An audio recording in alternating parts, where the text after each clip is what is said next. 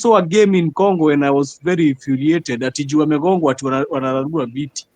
That one is barbaric and it is very barbaric in these times we are living. Hawezi katoa ati vitu juu umekasirika. And that is what is happening in KPA. Ndio unaona watu waendagi hizo game, utaenda aje na demu yako kwa game? Alafu kuanza kutishwa tear gas hai bwana. Badi anatoroka. How can you tear gas a body? Sio maandamano.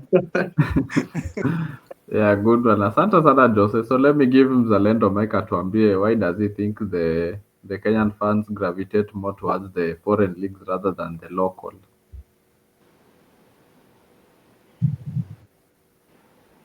You Hello, Mzalendo. So you can't hear me? Oh, sorry, my mic was off. Thank you very much, Alex, and everybody who has contributed to this topic. I think you are all on point. Every other detail of how we should improve our league, you've captured it. I've written many articles about improving the Kenyan soccer, and you've narrowed it to very simple basics: marketing. Marketing of the league is one of the most important things that clubs should do. But there is also a big problem. How do we market teams that cannot sustain themselves financially? So apart from just marketing them, these teams are struggling to pay players allowances and salaries. People are not turning up for the matches. People are not turning up for the matches. These things started way back in, I think it started way back in the 90s. The 90s is when we lost the fan base of most of the clubs. And one, because of violence, you just mentioned it. Some clubs, when they play after the game, there is a bit of violence. They don't take this as a sport. They take it like a community fighting against another community. You guys might be very young. In the Kenyan league, we used to have teams from other regions. Like in Central, we had a team from Central Province called Akati. We had a team from Embu and representing the people of Embu and Meru called Mafuko Bombas. We had a team in Eldoret representing the people in the Rift called Rivertex. It was based on the textile industry around that place. In Western, we had a team. We had two teams. We had Mumias and Zoia sugar companies having a team that comes from that region. And we had in Kisumu, we had Kisumu All Stars coming from that region. And again, we had a team called Reunion. Some of these teams died. Reunion died because of finances. It could not compete in the league anymore. Although it is struggling to come to the National League, it's still at the bottom there. The last time it participated was a long time ago. In places like Isli, we had Isli Sportive that one time won the Moi Golden, a team that never played in the National League, came from the nationwide league and beat other big teams in the Premier League, in the KPL league, and won the league and won the Moi Golden Cup. So these teams were rooted in the community, and the community used to support them.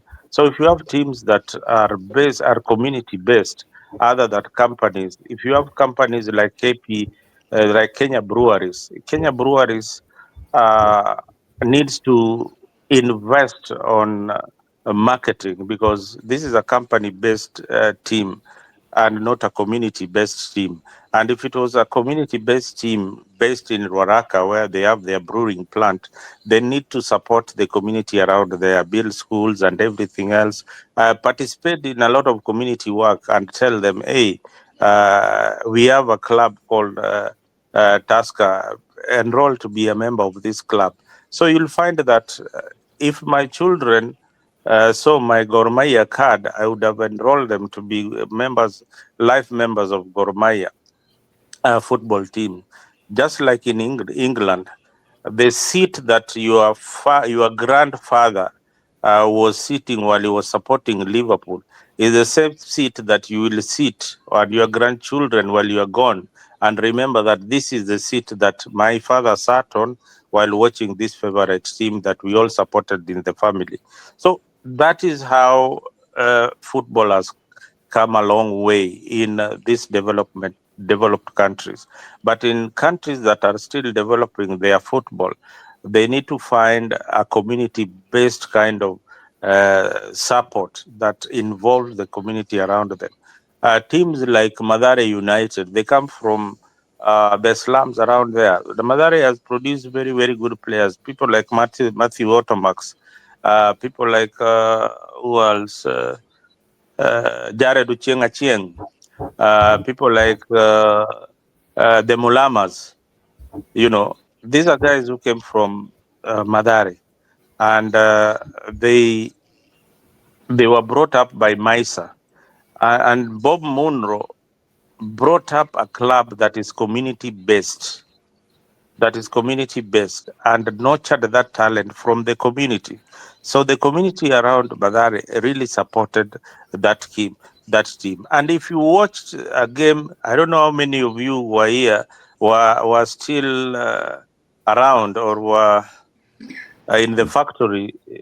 Did you ever watch Utalii FC play Madare United? Whoever watched Utalii, anybody, or you are not born yet? I think Maybe Aleki, Jose. Kinamelo, all of you are not born yet. But there was a Nimeona team. game bwana Mzalendo ya utalii. Oh, Jose wewe uliona Yeah, game. Jose. So ungeona game ya Utalii na Mathare, hiyo ilikuwa ni dabi. Mathare Yaani ilikuwa moto bwana.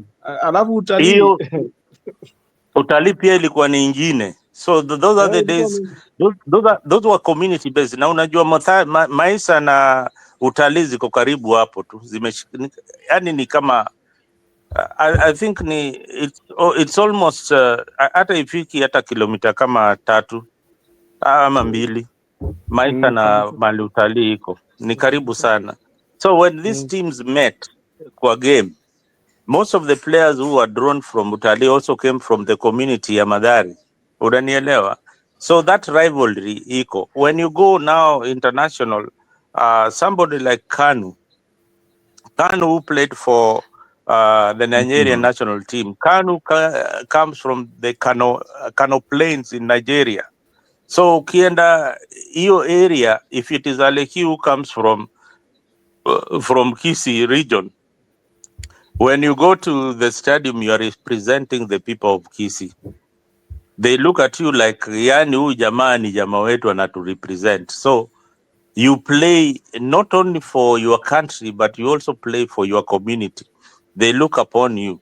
If you look at people like Adibayo and everybody else, if you look at this sensational Liverpool striker, huyu alienda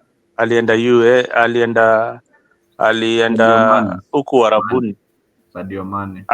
Sadio Mane. Look at how he came up. It was a community that brought him up to where he is. And when he became who he is, he started now giving back to the community, building the stadiums that are needed. Now, this government has got a responsibility to build more stadiums, and the county government has got also a budget. All these counties, the 47 counties in Kenya, their budget for sports ran to almost 500 million. I can challenge any county official in Kenya today. Tell us how much you have invested in the 400 million or 300 million that you're putting in the sports each and every year, and the youths in your county are not benefiting from that kind of money that is put in the clubs. It is put in by the leaders of the county assembly for the benefit of the youth, but they end up in people's pockets. So we need to nurture these talents at grassroots.